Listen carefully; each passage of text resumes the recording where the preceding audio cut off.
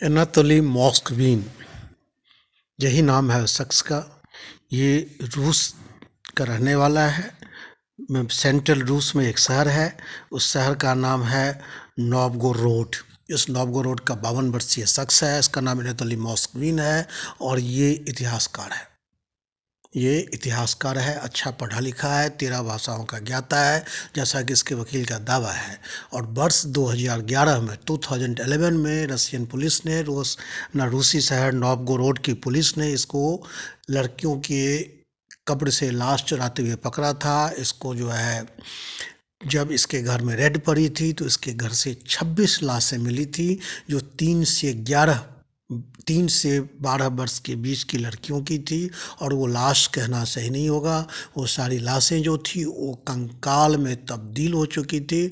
और इसने विभिन्न कब्रगाहों से इन लड़कियों की, इन बच्चियों की लाशों को निकाल करके, चुरा करके उसको अपने घर लाया था। और उसके कंकाल को उसने पेंट करके उसे कलर्ड यूनिफॉर्म पहना करके, उसको मास्क लगा करके उसके घर में इस तरह से सजाया था जैसे कोई अपने घर में गुड़ियों को, डॉल को सजाता है। ये इसका शौक था जो हैवानियत की पराकाष्ठा को पार कर चुका था। पुलिस को एक दिन शक हुआ और पुलिस ने इसे पकड़ लिया। दोस्तों, 26 लाशें, 26 कंकाल बरामद हुए थे इसके घर से। अब सवाल था कि ये इन कंकालों के साथ करता क्या था।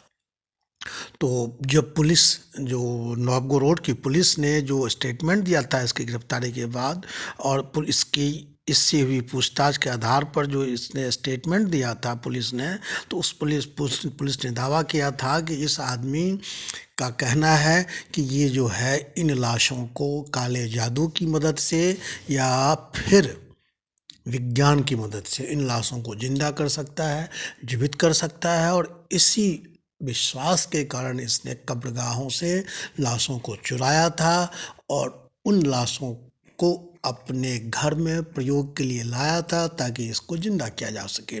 ये दोस्तों पुलिस ने बयान दिया था इससे हुई पूछताछ के आधार पर। लेकिन ये संभव नहीं लगता है कि एक इतिहासकार, एक अच्छा पढ़ा लिखा आदमी, कई भाषाओं का ज्ञाता के दिमाग में ये बात आए कि वो काले जादू की मदद से कोई जो है इसको जीवित कर सकता है। बहरहाल जब उसको गिरफ्तार किया गया था तो रूसी पेनल कोड है, उसके आर्टिकल 244 के तहत इसको दोषी करार दिया गया था।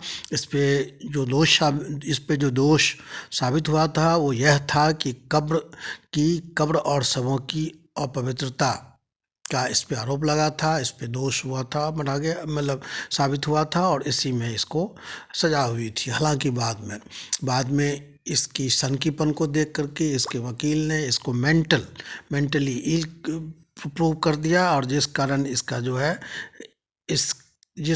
इसको पुलिस मतलब जेल से छुड़ा करके इसको मेंटल असाइलम में लाया गया।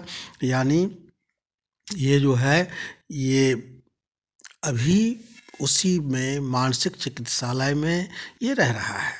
और दोस्तों, अभी जो ताज़ी घटना है और जिस कारण ये सुर्खियों में है, वर्ष 2011 में जब ये सुर्खियों में आया था, उसके बाद इसे जेल की सज़ा हुई थी और सज़ा काट रहा था। बाद में ये मेंटल असाइलम चला गया और वहाँ इसका इलाज चल रहा था। अब दोस्तों, 2 दिन पहले की बात है, इसके वकील ने रूस की अदालत में एक एप्लीकेशन दी थी और उसमें कहा गया था कि ये अब पूरी तरह ठीक है।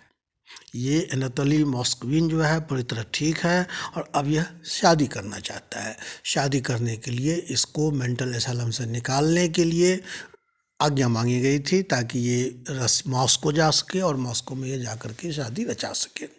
और दोस्तों, रूस की अदालत ने इसकी एप्लीकेशन को, इसके रिहा करने की एप्लीकेशन को खारिज कर दिया है।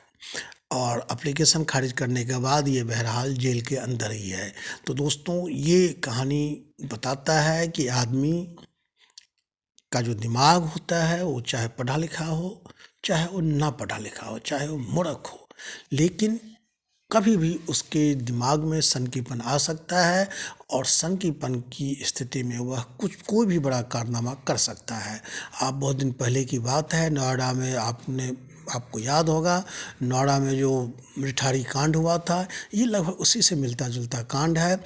लेकिन निठारी कांड इससे ज़्यादा विभत्स था कि उसमें लड़कियों के साथ लड़कियों का मतलब बच्चों की मांस खाने की भी उसमें बात आई थी और उसमें ये भी आया था कि उसके साथ गलत काम हुआ था।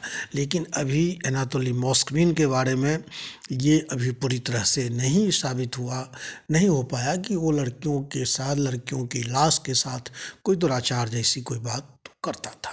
बहरहाल दोस्तों, आज की खबर में इतना ही। हम फिर एक नए विषय वस्तु के साथ कल आपके सामने हाजिर होंगे। तब तक